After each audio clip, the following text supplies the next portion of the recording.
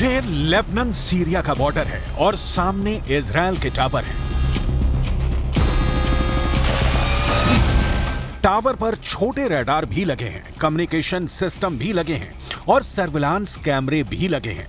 तभी झाड़ियों में से निकलती है एक स्नाइपर की राइफल और फिर देखिए क्या होता है। पहले रडार पर गोली फायर होती है, फिर कम्युनिकेशन सिस्टम तोड़ा जाता है, फिर सर्विलांस कैमरे पर गोली पड़ती है। यह सब कुछ इजराइल लेबनान बॉर्डर पर हो रहा है। इजराइल डिफेंस का पूरा निगरानी स्ट्रक्चर हिजबुल्लाह ने उखाड़ना शुरू कर दिया है।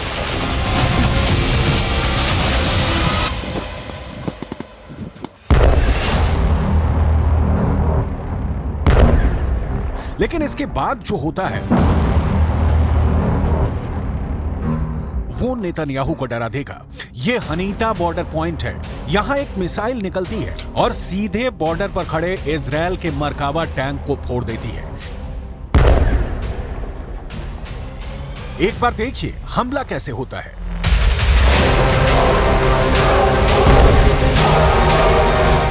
धुआं छटता है तो इजराइल के बाकी टैंक भागने लगते हैं।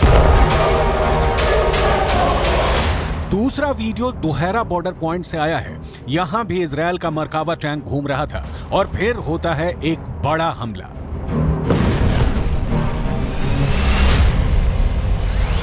Hezbollah anti tank missile fire करता है। मिसाइल टैंक की तरफ बहुत तेजी से बढ़ती है और इजराइल के मरकावा में बहुत बड़ा धमाका होता है।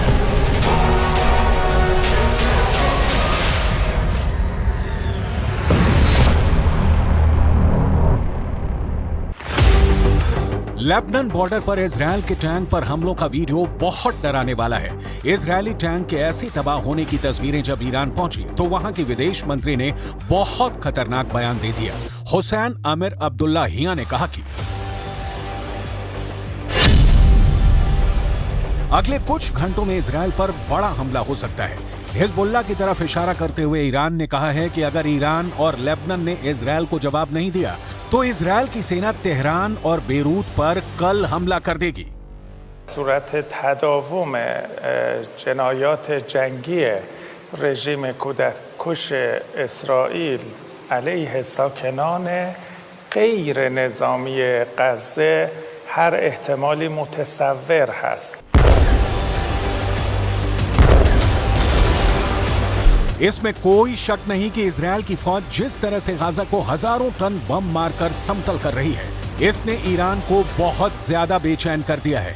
ईरान ने पूरे पश्चिम एशिया का एक एक इंच नापकर इजराइल की ताकत का पूरा अंदाजा लगा लिया है।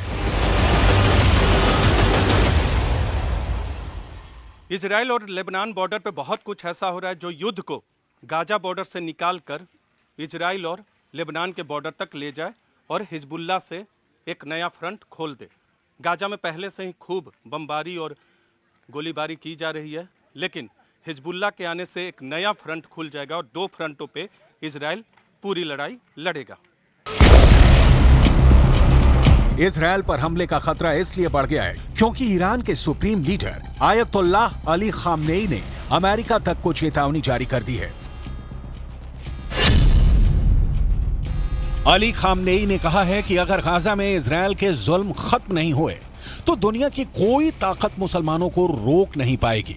हमास के हमले के बाद ईरान ने इस वक्त अपने मिलिशिया गुटों और मित्र देशों को एक्टिव कर दिया है। सऊदी अरब, जॉर्डन और मिस्र से भी इजराइल को कड़वे शब्द ही मिले हैं। इस वक्त हिजबुल्लाह भी एक्टिव है, इस वक्त सीरिया भी एक्टिव है, इस वक्त इराक में ISIS का खात्मा करने वाली फोर्स हश्द अल शाबी भी तैयार है, इस वक्त यमन भी एक्टिव है।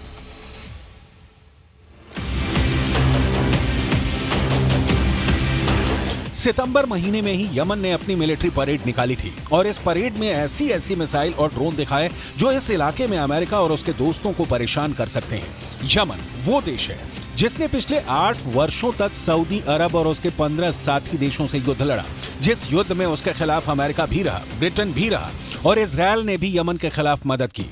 अब वही यमन अमेरिका और इजराइल दोनों को ललकार रहा है।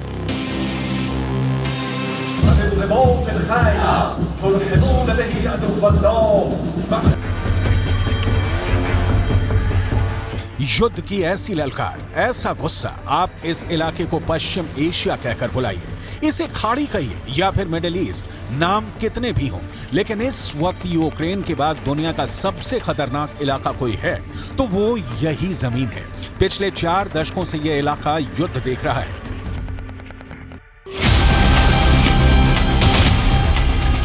यमन के इस मिसाइल का नाम है तूफान, जो 1000 किलोमीटर की रेंज तक मार कर सकती है।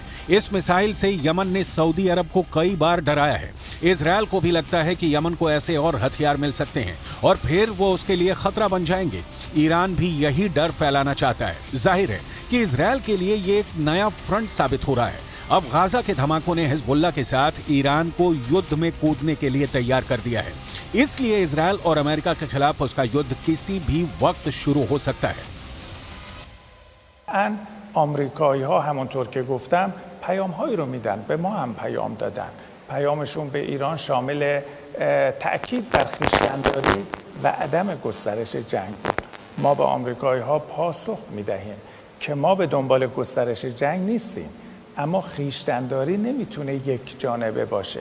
شما نمیتونید به حزب الله لبنان توصیه بکنید خویشتن‌داری بکنه، بعد به نتانیاهو بگویید دست شما رو باز میگذاریم، هر جنایتی رو میخوای علیه غیر نظامیان انجام بدهید.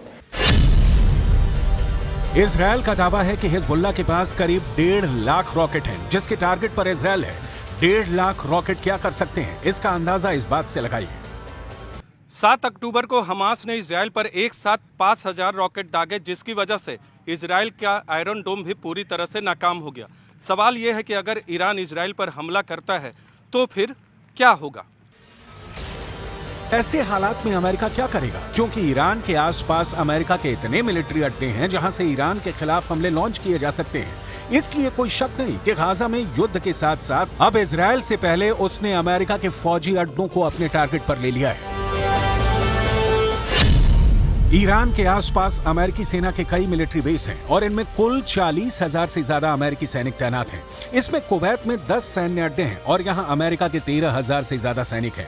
बहरीन में अमेरिका ने 12 अड्डे बनाए हैं और यहाँ उसके 3,700 से ज्यादा फौजी तैनात हैं। सऊदी अरब में अमेरिका के 10 मिलिट्री बेस हैं, यहाँ 3,000 अमेरिकी सैनिक तैनात हैं। ओमान में अमेरिका के 6 अड्डे हैं, यहाँ उसके 600 सैनिक तैनात हैं। संयुक्त अरब अमीरात में अमेरिका के 3 अड्डे हैं और यहाँ उसके 5,000 सैनिक तैनात हैं। कतर में अमेरिका का सबसे बड़ा मिलिट्री बेस है और यहाँ 13,000 अमेरिकी सैनिक रखे गए हैं। ये वो देश हैं जहाँ से ईरान बहुत ज्यादा करीब है। लेकिन ये अड्डे भी ईरान की जद में हैं और इस वक्त इजरायल तक उसकी मिसाइलों की रेंज में आ चुका है। ईरान के ड्रोन की रेंज भी बढ़ती जा रही है। अब पश्चिम एशिया के वो इलाके भी उसकी पहुंच में हैं जहां अमेरिका के अड्डे हैं और इस वक्त नेतन्याहू और बाइडन दोनों ईरान की बढ़ती ड्रोन पावर को लेकर काफी बौखलाए हुए हैं। अगर इजरायल और लेबनान बॉर्डर पर युद्ध होता है और इसमें ईरान भी शामिल हो जाता है तो समझ लीजिए इन सभी अड्डों से ईरान पर हमले लॉन्च किए जाएंगे या फिर ईरान इनको अपने मिसाइल अटैक से मिट्टी में मिला देगा। ईरान पहले ही अमेरिका को अपने आसपास बर्दाश्त नहीं कर पा रहा और अब गाजा इजरायल के बीच युद्ध ने युद्ध का एक नया बहाना दे दिया है।